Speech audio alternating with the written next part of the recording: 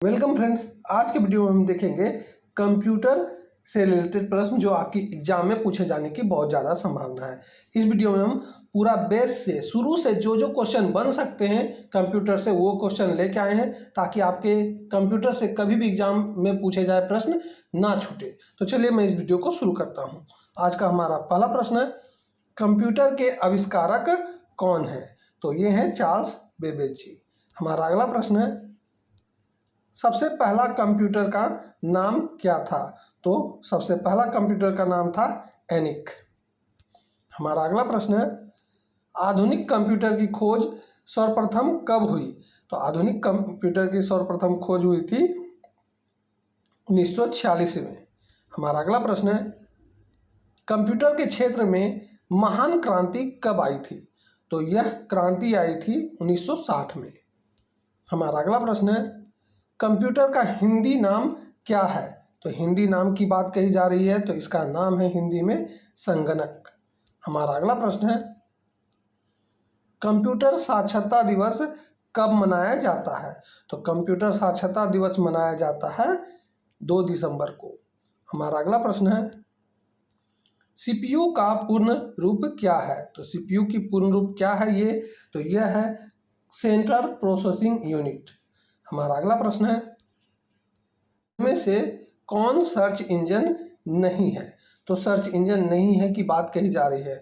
Google search engine है, Yahoo search engine है और बाइडू सर्च इंजन है, परंतु वॉलफॉर्म अल्फा जो है सर्च इंजन नहीं है। यानी इस प्रश्न का सही उत्तर हो जाएगा ऑप्शन नंबर डी। हमारा अगला प्रश्न है, निम्न में से कौन इनपुट इकाई है? तो इनपुट इकाई की बात कही जा रही है, कौन है? तो यह है माउस भी इनपुट इकाई है, कीबोर्ड भी और स्कैनर भी, यानी ये सभी इनपुट इकाई है। हमारा अगला प्रश्न है, 1 किलोबाइट कितने बाइट के बराबर होता है? तो 1 किलोबाइट जो है यह टोटल 1024 बाइट के बराबर होता है। हमारा अगला प्रश्न है, 1 मेगाबाइट में कितने बाइट के बराबर होता है? तो 1 मेगाबाइट बराबर होता है 1024 केबी। हमारा अगला प्रश्न है, 1 गीगाबाइट कितने बाइट के बराबर होता है?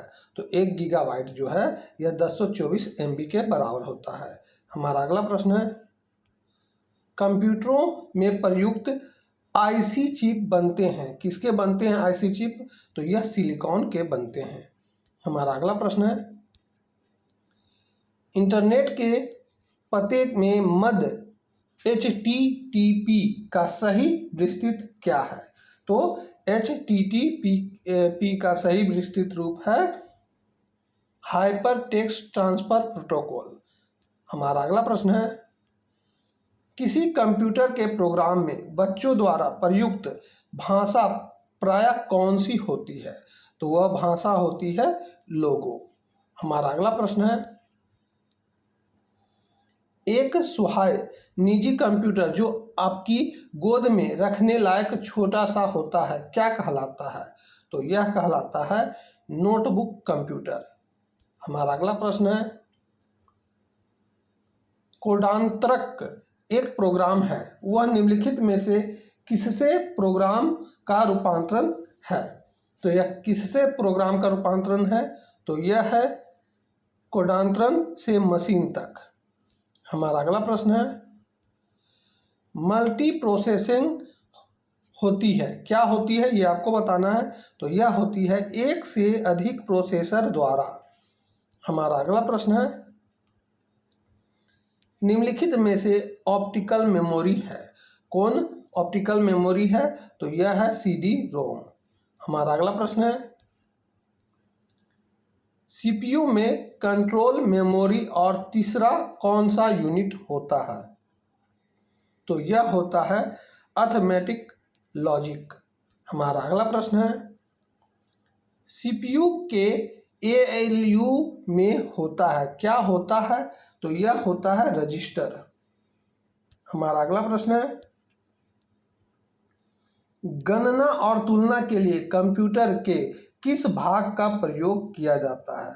तो वह प्रयोग किया जाता है ALU का। हमारा अगला प्रश्न है, एक हार्डवेयर डिवाइस जो डाटा को अर्थपूर्ण इंफॉर्मेशन में परिवर्तित करता है वह क्या है? तो वह है प्रोसेसर। हमारा अगला प्रश्न है, प्रोसेसर के 3 मुख्य भाग हैं, कौन कौन है? तो वह है एएलयू, कंट्रोल यूनिट और रजिस्टर। ये प्रोसेसर के 3 मुख्य भाग हैं। हमारा अगला प्रश्न है, सीपीयू और आईओ के बीच सिग्नलों के मूवमेंट को कौन नियंत्रित करता है? तो यह करता है कंट्रोल यूनिट। हमारा अगला प्रश्न है,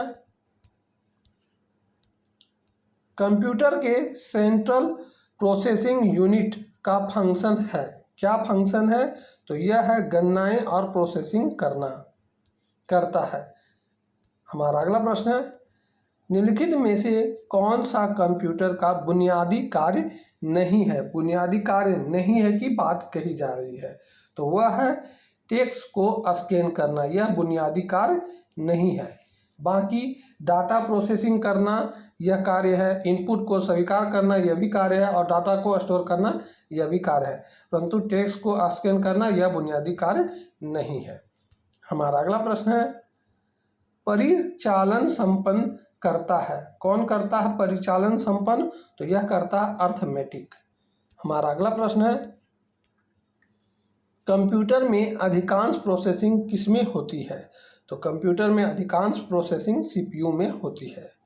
हमारा अगला प्रश्न है, कंप्यूटर निम्नलिखित में से कौन सा कार्य नहीं करता है?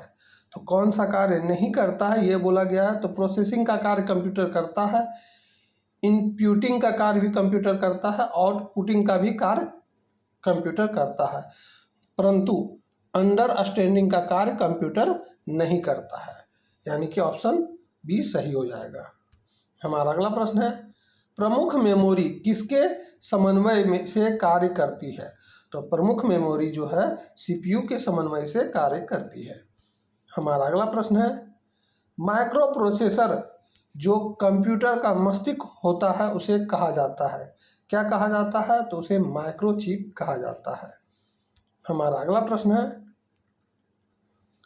कंप्यूटर द्वारा प्रोड्यूस किया गया परिमाण है, क्या है? तो यह है आउटपुट। हमारा अगला प्रश्न है, इनपुट का आउटपुट में रूपांतरण किया जाता है, किसके द्वारा किया जाता है? तो यह किया जाता है सीपीयू के द्वारा। हमारा अगला प्रश्न है, प्रोसेस डेटा को कहते हैं, क्या कहते हैं? तो यह कहा जाता है प्रोसेस। हमारा अगला प्रश्न है, सीपीयू का मुख्य घटक है, कौन है सीपीयू का मुख्य घटक? तो यह है कंट्रोल यूनिट, मेमोरी और अर्थमेटिक लॉजिक, ये तीनों जो है यूनिट सीपीयू के मुख्य घटक है, यानी ये सभी इस प्रश्न का सही उत्तर हो जाएगा। हमारा अगला प्रश्न है, कंप्यूटर की क्षमता है, क्या है कंप्यूटर की क्षमता? तो यह है सीमित। हमारा अगला प्रश्न है, कंप्यूटर को किस प्रकार की बुद्धि की संज्ञा दी गई है? तो यह दी गई है कृत्रिम बुद्धि की संज्ञा। हमारा अगला प्रश्न है, मनुष्य की स्मरण शक्ति कंप्यूटर की तुलना में होती है, कैसी होती है स्मरण शक्ति? तो यह सामान्य होती है। हमारा अगला प्रश्न है, मानव मन तथा कंप्यूटर में किसकी गति अधिक होती है? तो यह होती है मानव मन की। हमारा अगला प्रश्न है, ईडीपी क्या है? ईडीपी का फुल फॉर्म पूछा जा रहा है, तो यह है इलेक्ट्रॉनिक डेटा प्रोसेसिंग। हमारा अगला प्रश्न है, कंप्यूटर में सूचना किसे कहा जाता है? तो कंप्यूटर में सूचना एकत्रित डेटा को कहा जाता है। हमारा अगला प्रश्न है, कंप्यूटर में डेटा किसे कहा जाता है? तो कंप्यूटर में डेटा चिन्ह व संख्यात्मक सूचना को कहा जाता है। हमारा अगला प्रश्न है, इनपुट का आउटपुट में रूपांतरण किसके द्वारा किया जाता है?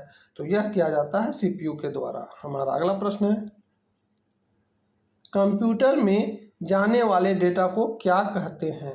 तो कंप्यूटर में जाने वाले डेटा को इनपुट कहा जाता है। हमारा अगला प्रश्न है, डेटा प्रोसेसिंग का अर्थ क्या है? तो डेटा प्रोसेसिंग का अर्थ है वाणिज्यिक उपयोग के लिए जानकारी तैयार करना। हमारा अगला प्रश्न है, एटीएम क्या है? तो एटीएम क्या है यह पूछा गया है, तो यह है बिना स्टाफ के नकदी देना। हमारा अगला प्रश्न है, कंप्यूटर प्रोसेस द्वारा इंफॉर्मेशन में परिवर्तन किए जाते हैं। क्या किए जाते हैं? तो यह डेटा को प्रोसेसिंग किया जाता है। हमारा अगला प्रश्न है, एक इलेक्ट्रॉनिक डिवाइस जो डेटा को इंफॉर्मेशन में कन्वर्ट करते हुए प्रोसेस करता है, क्या करता है? तो यह प्रोसेसर करता है। हमारा अगला प्रश्न है, प्रथम गणना यंत्र है। कौन प्रथम गणना यंत्र है? तो यह अबाकस है। तो दोस्तों यहीं पे हमारे इस सेट के टोटल 50 क्वेश्चन पूरे होते हैं, जो कि मैंने बेस से बताए हैं। आगे चलकर फिर मैं नेक्स्ट सेट में 50 क्वेश्चन लेके आऊँगा, जो आपके एग्जाम से रिलेटेड ही सारे प्रश्न रहेंगे, जो कि पूछे जाने की बहुत ज़्यादा संभावना भी है। तो चलिए मैं अगले वीडियो को जल्द ही लेकर आऊँगा। तब तक के लिए जय हिंद, वंदे मातरम।